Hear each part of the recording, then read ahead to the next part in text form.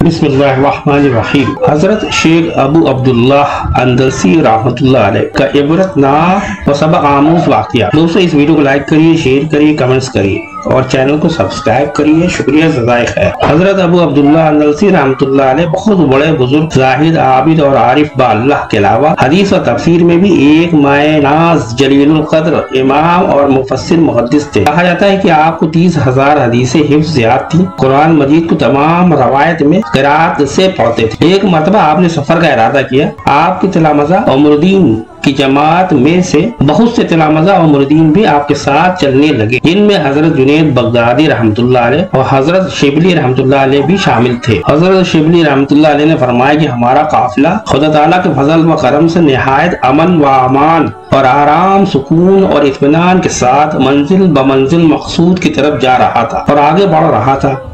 हमारा गुजर ईसाइयों की एक बस्ती पर हुआ।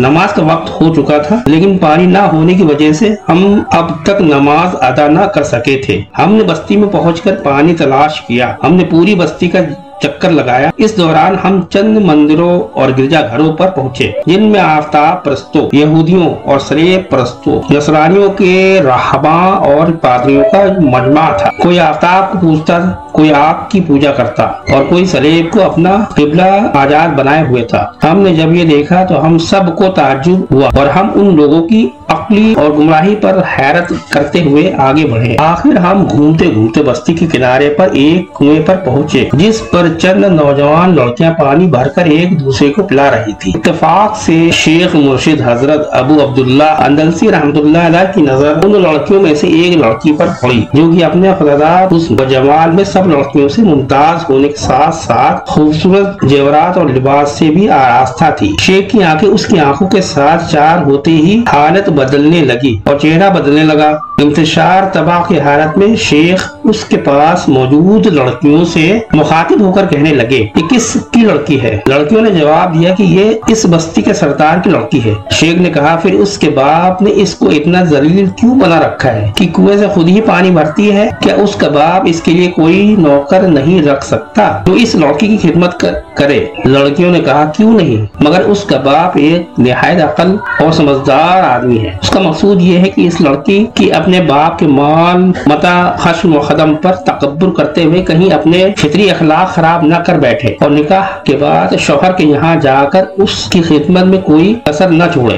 हजरत शिबली रहमतुल्लाह अलैह फरमाते हैं कि शेख अबू अब्दुल्ला अंदलसी रहमतुल्लाह अलैह उसके बाद सर झुकाकर बैठ गए और पूरे 3 दिन उसी तरह गुजर गए कि न कुछ खाते न पीते और न किसी से बात वगैरह करते। इसी हालत में 3 दिन गुजर गए। अलबत्ता जब नमाज का वक्त आता था तो नमाज अदा करते थे। मुरीदीन और तलामज़ा की कशीर तादाद शेख के साथ थी, लेकिन सब सख्त परेशानी में थे। कोई तदबीर नजर नहीं आती थी। हजरत शिबली रहमतुल्लाह अलैह फरमाते हैं कि तीसरे दिन ये हालत देखकर मैंने आगे कदम बढ़ाया। ताज्जुब और परेशान हाल में कहा, कुछ तो फरमाइए, क्या वजह है? शेख ने कौम की तरफ मुतवज्जे होकर फरमाया, मेरे अजीजों, मैं अपनी हालत तुमसे कब तक छिपा सकूंगा? परसों मैंने जिस लड़की को देखा है उसकी मोहब्बत मुझ पर इतनी गालिब हो चुकी है कि मेरे तमाम आज़ा व जवाराह पर उसी का तसल्लुत है। अब ये नामुमकिन है कि मैं इस सरजमीन को छोड़ दूं। हजरत शिबली रहमतुल्लाह अलैह ने फरमाया, ऐ मेरे आका, आप अहले इराक के पैरो मुर्शिद हैं और इल्म व फजल और जाहिर इबादत में शहर आफाक हैं। आपके मुरीदीन की तादाद इस वक्त 12,000 है। बहुत हो चुका। कुरान मजीद के तोफैल से हमें और इन सब को रुसवा न कीजिए। शेख ने फरमाया, ऐ मेरे अजीजों, मेरा और तुम्हारा फैसला तकदीर खुदाबंदी हो चुका है। मुझसे विलायत का लिबास तलब कर लिया गया है और मुझसे हिदायत की अलामात उठा ली गई हैं। शेख ने ये कहकर रोना शुरू कर दिया और फरमाया, ऐ मेरी कौम, फैसला कुदरत की तरफ से हो चुका है। अब काम मेरे बस का नहीं है। हजरत शिबली रहमतुल्लाह अलैह फरमाते हैं कि हमें इस अजीब व गरीब वाक़े पर बड़ा ताज्जुब हुआ और हमने हसरत से रोना शुरू कर दिया। शेख भी हमारे साथ रो पड़े थे। इसके बाद हम मजबूर होकर अपने वतन बगदाद की तरफ लौटे। लोग हमारे आने की खबर सुनकर शेख अबू अब्दुल्ला अंदलसी रहमतुल्लाह अलैह की जियारत के लिए शहर बगदाद से बाहर इस्तकबाल के लिए आए और लोग शेख अबू अब्दुल्ला अंदलसी रहमतुल्लाह अलैह को हमारे दरमियान न देखकर सब ने दरियाफ्त किया कि शेख साहब क्यों नहीं आए, वो कहाँ हैं? हमने सारा वाकया लोगों को बता दिया। वाकया सुनकर कोहराम मच गया।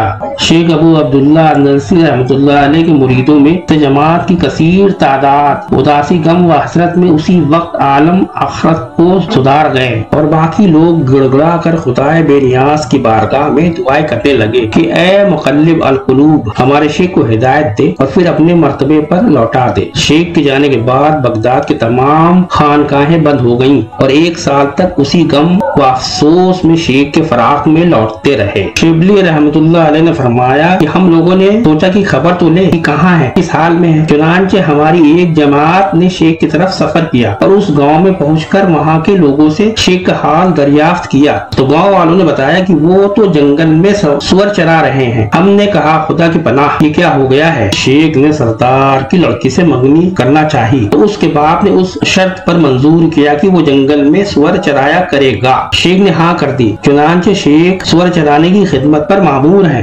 हम ये सुनकर अबका हो गए और गम से हमारे कलेजे फटने लगे। आंखों से बेसाख्ता आंसू का तूफान उमड़ने लगा। बमुश्किल हम अपने दिल को थाम कर उस जंगल में पहुंचे जहाँ शेख सुअर चरा रहे थे। हमने देखा कि शेख पर नसारा की टोपी है और कमर पर जनार बंधी हुई है और उस लाठी पर टेक लगाए हुए खिंजीरों के सामने खड़े हुए हैं जिस लाठी से वाज व खुतबा के वक्त सहारा लिया करते थे। शेख की इस हालत ने हमारे जख्मों पर नमक पाशी का काम किया। शेख ने हमें अपनी तरफ आते देखकर अपना सर झुका लिया। हमने करीब जाकर उनको सलाम अर्ज किया। शेख ने जबी दबान से वालेकुम अस्सलाम कहा। हजरत शिबली रहमतुल्लाह अलैह, शेख इस इल्म व फजल और हदीस व तफसीर के होते हुए कि आज आपका ये हाल है। शेख अंदलसी रहमतुल्लाह अलैह, मेरे भाइयों, मैंने अपने अख्तियार से नहीं किया। मेरे मौला ने मुझे जैसा चाहा वैसा ही कर दिया और इस कदर मुकर्रब बनाने के बाद जब चाहा मुझे अपने दरवाजे से दूर फेंक दिया और इस फैसले को कौन टाल सकता है? ऐ मेरे अजीजों, खुदाए बेनियाज के कहर व गजब से डरो, अपने इल्म व फजल पर मगरूर न हो। उसके बाद शेख ने आसमान की तरफ नजर उठाकर कहा, है मेरे मौला, मेरा गुमान तेरे बारे में तो ऐसा न था कि तू मुझे जलील व ख्वार करके अपने दरवाजे से निकाल देगा। और ये कह खुदा से इस्तिगासा करना और रोना शुरू कर दिया। शेख ने आवाज देकर कहा, ऐ शिबली, अपने गैर को देखकर इबरत हासिल करो। हदीस में है, नेक बख्त वो है जो दूसरों को नसीहत करे। हजरत शिबली रहमतुल्लाह अलैह ने रोने की वजह से लहराती हुई आवाज से निहायत दर्दनाक लहजे में कहा, ऐ परवरदिगार, हम तुझसे ही तलब करते हैं और तुझसे ही इस्तिगासा करते हैं। हर काम में हमको तुझ पर ही भरोसा है। हमसे इस मुसीबत को दूर फरमा दे और इस मुसीबत को तेरे सिवा कोई दूर करने वाला नहीं। हजरत शेख हसरत के आलम में ज़ारो क़तार रो रहे थे। हजरत शिबली रहमतुल्लाह अलैह ने फरमाया, शेख हाफिज कुरान थे और कुरान को 7 क़िराअत से पढ़ा करते थे। अब भी इसकी कोई आयत याद है? शेख ने फरमाया, ऐ अजीजों, मुझे कुरान की 2 आयत के सिवा कुछ भी याद नहीं रहा। हजरत शिबली रहमतुल्लाह अलैह ने फरमाया कि वो आयतें कौन सी हैं? शेख ने फरमाया, एक तो ये है, जिसको अल्लाह जलील करता है उसको कोई इज्जत देने वाला नहीं है, बेशक अल्लाह जो चाहता है वो करता है। और दूसरी आयत ये है, जिसने ईमान के बदले में कुफ्फार अख्तियार किया, तहकीक वो सीधे रास्ते से गुमराह हो गया। हजरत शिबली रहमतुल्लाह अलैह ने फरमाया, ऐ शेख, आपको 30,000 हदीसें नु ज़बानी याद थी, क्या आप भी उसमें से कुछ याद है? शेख ने फरमाया कि ये हाँ, एक हदीस याद है और वो ये है, जो शख्स अपना दीन इस्लाम बदल डाले उसको कत्ल कर डालो। हजरत शिबली रहमतुल्लाह अलैह फरमाते हैं कि हम शेख का ये हाल देकर बाद हसरत व गम के शेख को वहीं छोड़कर वापस हुए और बगदाद की तरफ का कसद किया। अभी हम 3 मंजिल तय कर पाए थे कि तीसरे रोज अचानक शेख अबू अब्दुल्ला अंदलसी रहमतुल्लाह अलैह को अपने आगे देखा कि नहर से गुस्ल करके बाहर निकल रहे हैं और बाआवाज बुलंद शहादतें दे रहे हैं। अशहदु अल्ला इलाहा इल्लल्लाह मुहम्मदुर रसूलुल्लाह पढ़ते जा रहे थे। इस वक्त हमारी खुशी का अंदाजा वही समझ सकता है जिसको मुसीबत से पहले हमारी मुसीबत और हसरत व गम का अंदाजा हो। हजरत शिबली रहमतुल्लाह अलैह फरमाते हैं कि शेख अबू अब्दुल्ला अंदलसी रहमतुल्लाह अलैह ने करीब पहुंचकर मुझसे कहा, कि पाक कपड़े दो, और कपड़े लेकर सबसे पहले नमाज की नियत बांधी और हम मुंतजिर रहे कि शेख नमाज से फारिग होकर मुफस्सिल वाक़या सुनेंगे। थोड़ी देर के बाद शेख नमाज से फारिग हुए और हमारी तरफ मुतवज्जे होकर बैठ गए। हजरत शिबली रहमतुल्लाह अलैह फरमाते हैं कि हम उस खुदाए कदीर व अलीम का 1000 बार शुक्रगुजार कर रहे हैं, इसने आपको हम से जुदा करके फिर मिलाया और हमारी जमात की रौनक बिगड़ जाने के बाद फिर दुरुस्त फरमा दी। आप जरा बयान तो फरमाइए कि शदीद इनकार के बावजूद फिर आपका आना कैसा हुआ। शेख फरमाते हैं, मेरे दोस्तों, जब तुम मुझे छोड़कर वापस हुए तो मैंने खुदा की बारगाह हमें गिड़गिड़ाकर अल्लाह से दुआ की, खुदावंद मुझे उस मुसीबत से निजात दे, मैं तेरा खताकार बंदा हूँ, खुदा ताला मेरी आवाज सुन ली, मेरे सारे गुनाह माफ कर दिए गए। हजरत शिबली रहमतुल्लाह अलैह ने फरमाया, क्या आपकी इस आजमाइश का कोई सबब था? हजरत शेख ने फरमाया, हाँ, जब हम गाँव में उतरे और बुत खानों और गिरजाघरों पर हमारा गुजर हुआ, आतिश परस्तों और सलेब परस्तों को गैरुल्लाह की इबादत में मशगूल देखकर मेरे दिल में तकब्बुर और बड़ाई पैदा हुई कि हम मोमिन मुहिदीन और ये कमबख्त कैसे जाहिल और अहमक हैं कि बेहिस और बेशऊर चीजों की परस्तिश करते हैं। मुझे उसी वक्त एक गैबी आवाज आई कि ये ईमान व तौहीद जो कुछ भी तुम्हारा कोई जाती कमाल नहीं है, ये सब कुछ हमारी तौफीक से है। क्या तुम अपने ईमान को अपने अख्तियार में समझते हो जो इनको हकीर समझते हो? और अगर तुम चाहो तो हम तुम्हें अभी दिखला देते हैं। और मुझे उसी वक्त ये एहसास हुआ कि गोया कि एक परिंदा मेरे कल्ब से निकलकर उड़ गया जो कि दर हकीकत ईमान था। हजरत शिबली रहमतुल्लाह अलैह ने फरमाया कि उसके बाद हमारा काफिला निहायत खुशी और कामयाबी के साथ बगदाद पहुंचा। सब मुरीदीन शेख की ज़ियारत और उनके दोबारा कबूल इस्लाम से खुशियां मना रहे थे। खानकाहें और हुजरे खोल दिए गए। बादशाह वक्त शेख की ज़ियारत के लिए हाजिर हुआ और कुछ हदिया पेश किए। शेख फिर अपने कदीम शुगल में मशगूल हो गए और वही हदीस व तफसीर व आवाज व तज़कीर, तालीम व तरबियत का दौर शुरू हो गया। खुदावंद आलम ने शेख को बुलाया हुआ इल्म फिर अता फरमा दिया, बल्कि निस्बतन पहले से हर इल्म व फन में तरक्की थी। तुलामाज़ा की तादाद 40,000 हो गई और उसी हालत में एक मुद्दत गुजर गई। एक रोज हम सुबह की नमाज पढ़कर शेख की खिदमत में बैठे हुए थे कि अचानक किसी शख्स ने हुजरे का दरवाजा खटखटाया। मैंने दरवाजे पर देखा तो एक शख्स सियाह कपड़ों में लपेटा हुआ खड़ा है। हजरत शिबली रहमतुल्लाह अलैह ने फरमाया, आप कौन हैं? कहाँ से आए हैं? क्या मकसूद है? आने वाले ने कहा, अपने शेख अबू अब्दुल्लाह अंदलसी रहमतुल्लाह अलैह से कहो कि वो लड़की जिसको आप फलाह गाँव में छोड़कर आए थे आपकी खिदमत के लिए हाजिर है। सच है, जब कोई खुदा ताला का हो जाता है तो सारा जहां उसका हो जाता है, और जो अल्लाह से मुंह मोड़ लेता है तो हर चीज से मुंह मोड़ लेती है। हजरत शिबली रहमतुल्लाह अलैह फरमाते हैं कि मैं शेख के पास गया, वाकया बयान किया। हजरत शेख सुनते ही जर्द हो गए और खौफ से कांपने लगे। उसके बाद उस लड़की को अंदर आने की इजाजत दी। लड़की शेख को देखते ही ज़ारो कतार रोने लगी। शिद्दत गम दम लेने की इजाजत नहीं देता था कि कुछ कलाम करे। शेख ने लड़की से मुखातिब होकर फरमाया, तुम्हारा यहाँ कैसे आना और यहाँ तक तुम्हें किसने पहुँचाया? लड़की ने कहा, ऐ मेरे सरदार, आप हमारे गाँव से रुखसत हुए और मुझे खबर मिली। मेरी बेचैनी और बेकरारी जिस हद तक पहुँची थी उसको मैं ही जानती हूँ। न भूख रही न प्यास, नींद कहाँ आती। मैं रात भर इसी अस्तराब में रहकर सुबह के करीब जरा लेट गई और उस वक्त मुझ पर नींद गालिब आ गई। उसी हालत में मैंने ख्वाब में एक शख्स को देखा जो कह रहा था कि अगर तुम मोमिनात में दाखिल होना चाहती है तो बुतों की इबादत छोड़ दे और शेख की इत्तबा कर और अपने दीन से तौबा करके शेख के दीन में दाखिल हो जा।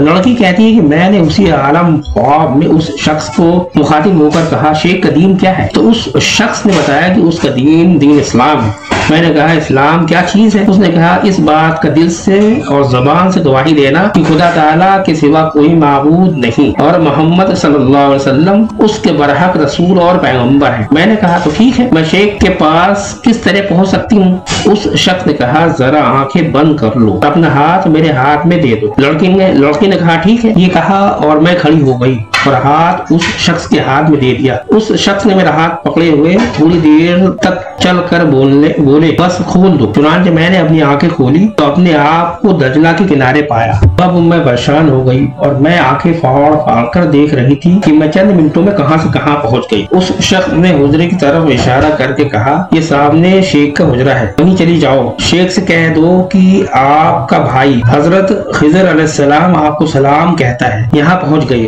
और अब आपके खिदमत के लिए हाजिर हूँ, मुझे मुसलमान कर लीजिए।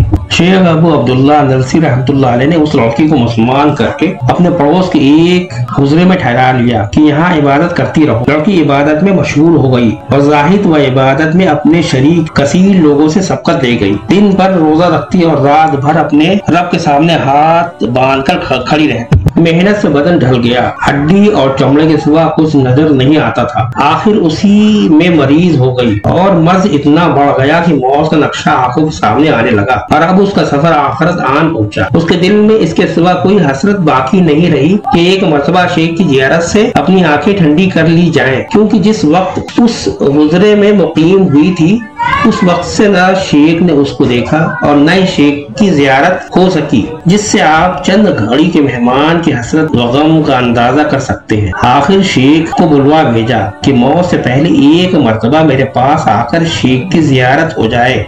शेख ये सुनकर फौरन तशरीफ लाए, जहाँ वो लड़की हसरत भरी निगाहों से शेख की जियारत के लिए तरस रही थी, मगर आंसुओं में डूबी हुई आंखें उसे एक नजर भी देखने की मोहलत नहीं देती। लेकिन उस लड़की की जबान बेजबान ये कह रही थी, जमे आखिर है, जालिम देख लेने दे नजर भर कर, तथा फिर दीदाए तर करते रहना अशक अफसानी। आखिर शेख साहब आए तो लड़की ने लड़खड़ाती हुई जबान और बैठी हुई आवाज से इतना लफ्ज कहा, अस्सलाम वालेकुम व रहमतुल्लाहि व बरकातुहू। शेख ने सबकत आमेज आवाज से सलाम का जवाब देने के बाद फरमाया, तुम घबराओ नहीं, इंशाअल्लाह अनकरीब हमारी मुलाकात जन्नत में होने वाली है। लड़की शेख के नसहाना कलमात से मुतासिर होकर खामोश हो गई और अब ये खामोशी और मोहर सकूत सुबह क़यामत से पहले न टूटेगी। उस खामोशी पर कुछ देर नहीं गुजरी थी कि मुसाफिर आखिरत ने उसको दारफानी को खैराबाद कहा, इन्ना लिल्लाहि व इन्ना इलैहि राजिऊन। शेख उस लड़की के वफात पर गमज़दा हुए, मगर शेख की हयात भी दुनिया में चंद रोज से जायद नहीं रही।